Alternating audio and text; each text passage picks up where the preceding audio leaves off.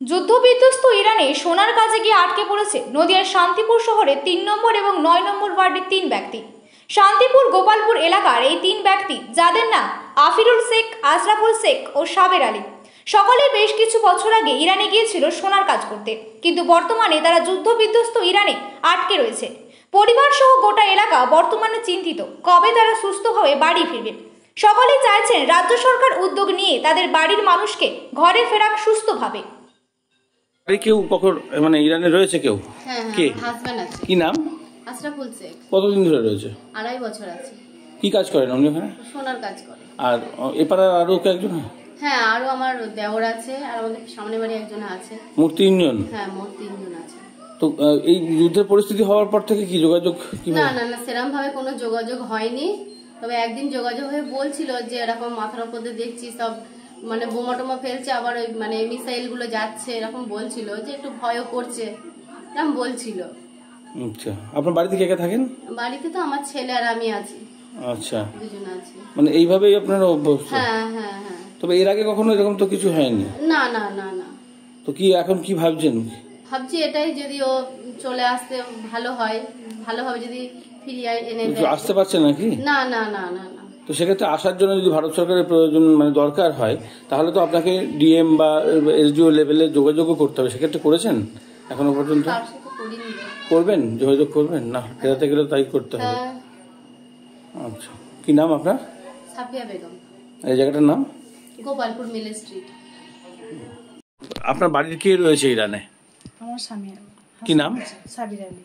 কি করেন উনি পেশায় ওখানে? সোনার কাজ করে। তো কত বছর ধরে রয়েছেন? ও তো ইরানে এখন প্রথমবার গিয়েছিল, আবার দ্বিতীয়বার যাওয়া হচ্ছে, আর আগে এমনি গুজরাটে থাকতো। আচ্ছা, তো এখান থেকে কি শান্তিপুর থেকে আরো অনেকে গেছে? হ্যাঁ, আরো গেছে। আপনাদের প্রায় কজন? এবারে 2 জন আছে। আরো 2 জন? হ্যাঁ, মোট 3 জন। একই টাইমে গেছে, একই জায়গায় কাজ করে? না, ওরা আগে গেছে, তারপর আমার হাজবেন্ড তো 1 বছর হলো গেছে। আচ্ছা, ও কি একই কাজ করে? একই কাজ করে। ওরা কি থাকে কি একই জায়গায়? একই জায়গায় থাকে। তো কি শুনলেন, কবে থেকে শুনলেন? শুনলাম আজকে 1 সপ্তাহ হলো, মানে ওখানে যুদ্ধ হচ্ছে, আর যুদ্ধ হচ্ছে মানে খুব টেনশনের মধ্যেই আছে। ফোনে যোগাযোগ নেই, যোগাযোগ করতে পারছি না, নেটওয়ার্ক তো বন্ধ করে দিয়েছে, আর মানে যোগাযোগ হচ্ছেই না। তাহলে কিভাবে, যদি যেটুকু বা হচ্ছে সেটা কখন? যেটুকু হচ্ছে মানে দিনের মধ্যে একবার হয়তো যোগাযোগ হচ্ছে, 2 মিনিট পরে কথা হচ্ছে, আবার কেটে যাচ্ছে ফোন। মানে আপনি করলে চেষ্টা করলে পাচ্ছেন না? আমি পাচ্ছি না ফোন করতে, মানে ও যদি করছে তবে। আচ্ছা, তো মানে এমনি ওনাদের যেখানে রয়েছেন সেই জায়গাটা তো কোনো সমস্যা সেই অর্থে কিছু নেই? সেখানে সমস্যা নেই, কিন্তু ওরা দেখতে পাচ্ছে মানে খবরে, আমরা তো দেখতে পাচ্ছি খবরে, ওখানে ওরা খবর পাচ্ছে, মানে ওদের যেখানে ছিল সেখান থেকে মানে উপর দিয়ে যাচ্ছে, বোমগুলো ছুটছে, সেগুলো দেখতে পাচ্ছে ওরা। যথেষ্ট মানে আতঙ্কের মধ্যেই তো দিন কাটাচ্ছে। কি বলবেন এই মুহূর্তে, এখন কি চাইছেন? চাই যে সুস্থভাবে বাড়ি ফিরে আসুক, যাতে বাড়ি ফেরানো।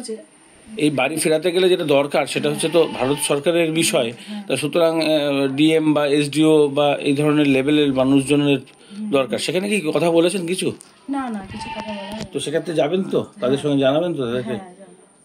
আপনার নাম, পরিচয়? ফাতেমা বেগম। আর বাচ্চা? বাচ্চা একটাই ছেলে। কোন ক্লাসে পড়ে? 8-এ পড়ে। মানে আপনি আরো সেই থাকেন, বাচ্চা থাকেন? আমার ছেলে আর আমি একাই থাকি। এখানেই একাই থাকেন, আর দাদা ওখানেই থাকে? এইভাবেই মানে? এইভাবেই চলে। আচ্ছা, আপনি কোনো কাজ করেন কিছু? না, আমি কোনো কাজ করি। এই জায়গাটার নাম? জায়গাটার নাম গোপালপুর।